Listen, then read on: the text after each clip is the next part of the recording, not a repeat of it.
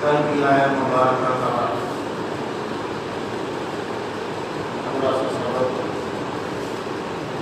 اس آیت مبارکہ سے فائدے کی حاصل ہوتی ہے۔ اللہ تعالیٰ نے ارشاد فرمایا تھا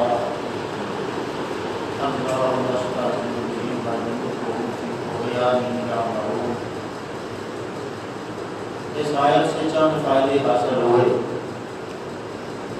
ایک یہ کہ ایمان سے دل کا اطمینان حاصل ہوتا ہے اور کفر میں ہمیشہ بے اطمینانی رہتی ہے۔ مومن اس مضبوط درخت کی طرح ہے جو کہ تیز آندھیوں کا مقابلہ نہایت اطمینان سے کرتا ہے، نہ تو مصیبت میں گھبراتا ہے اور نہ ہی راحتوں پر اتراتا ہے۔ کافر اس کچی کھیتی کی طرح ہے جو ہر ہوا کا اثر لے لیتی ہے، مصیبت آئے تو گھبرا جائے اور راحت پا کر غرور تکبر کرے۔ دوسرا فائدہ یہ ہے کہ بندے کو چاہیے کہ درازی عمر اور زیادتی مال و اولاد پر فخر نہ کرے اور اس سے دھوکہ نہ کھائے۔ بعض دفعہ یہ چیزیں حق تعالیٰ کی طرف سے عذاب ہوتی ہیں۔ انما اموالکم و اولادکم فتنہ، اللہ تعالیٰ قرآن پاک میں ارشاد فرماتا ہے کہ بے شک تمہارا مال اور تمہاری اولاد تمہارے لیے آزمائش ہے، لہذا ان چیزوں سے دھوکہ نہیں کھانا چاہیے۔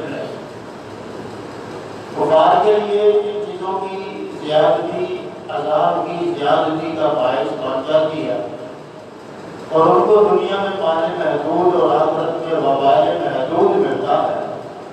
اور مخلصین کے لیے یہ زیادتی ثواب کا باعث ہے، یعنی اس کے لیے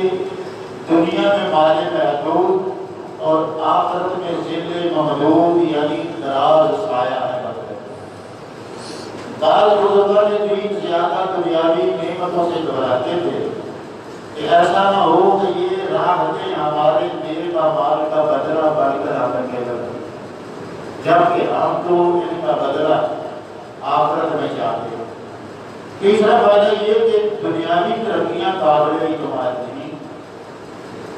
اس کی مثال اس پتنگ کی سی ہے کہ جس قدر بھی اونچی ہوتی ہے دیکھنے والوں کو حیرت ہوتی ہے،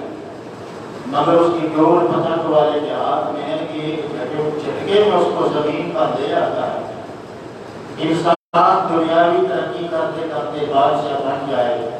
مگر ایک جھٹکے میں ہی محل سے نکل کر قبر میں پہنچ جاتا ہے، لہٰذا یہ کوئی معیار نہیں۔ چوتھا فائدہ یہ کہ حق تعالیٰ مسلمانوں کا ایسا مددگار و والی ہے کہ جو انہیں تکلیف پہنچائے اللہ تعالیٰ خود اس سے بدلہ لیتا ہے۔ پانچواں فائدہ اس آیت مبارکہ سے یہ حاصل ہوا کہ جو کوئی اپنے ذاتی معاملے میں کسی سے بدلہ نہ لے تو حق تعالیٰ اس کی طرف سے بدلہ لیتا ہے، اور جو خود بدلہ لینے کے ڈر پہ ہو جائے اللہ تعالیٰ اس کے ساتھ یہ معاملہ نہیں کرتا، وہ درجہ اسے حاصل نہیں ہو سکتا۔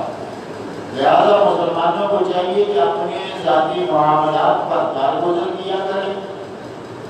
اور دینی معاملات میں ہرگز کسی کی رعایت نہ کیا کریں،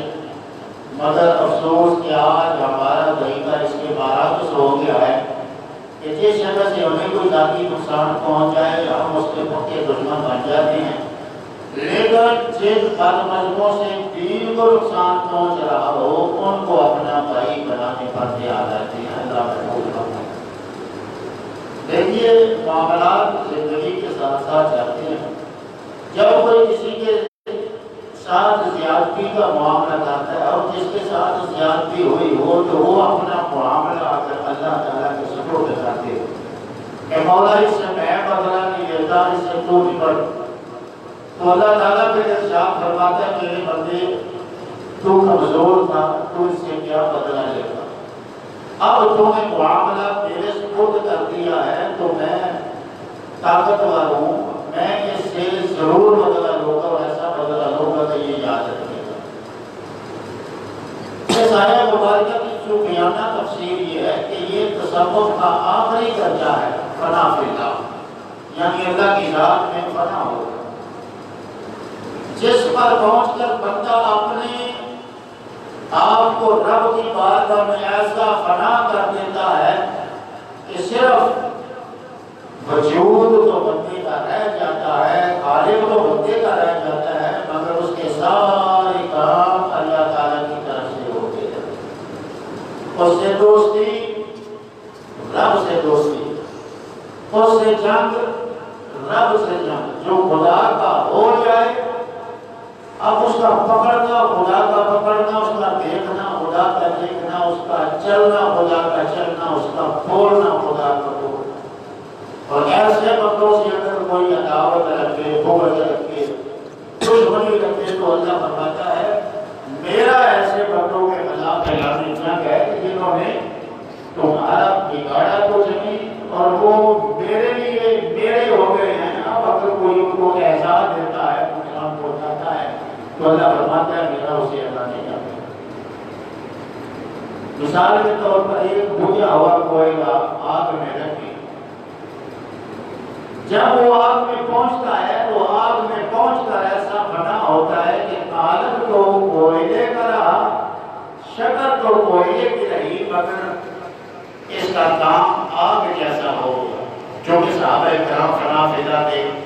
درجے پر فائز تھے، اس لیے ان کو دھوکہ دینا اور ان کا مذاق اڑانا در حقیقت رب کو دھوکہ دینا اور اسے مذاق کرنا تھا۔ اس لیے اللہ تعالیٰ نے گویا منافقین سے ہی اپنا بدلہ اس طرح لیا، فرمایا اللہ یستہزئ بہم، کہ اللہ ان سے استہزاء کرتا ہے۔ اس کے علاوہ یہ بھی بات یاد رکھیں کہ جس قدر رسی لمبی ہوتی ہے جب اس کو جھٹکا دیا جائے تو اسی قدر سخت جھٹکا لگتا ہے،